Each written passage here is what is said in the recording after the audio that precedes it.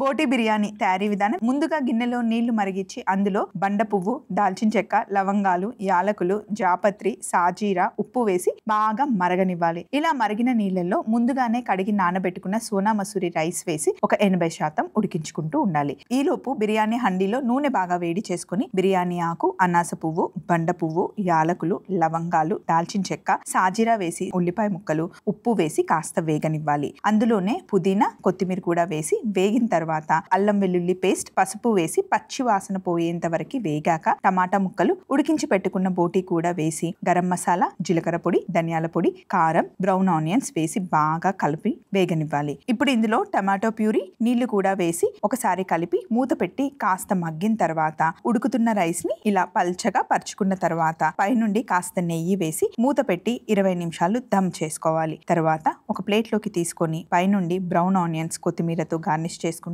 ఎంతో రుచికరమైన బోటి బిర్యానీ రెడీ అవుతుంది.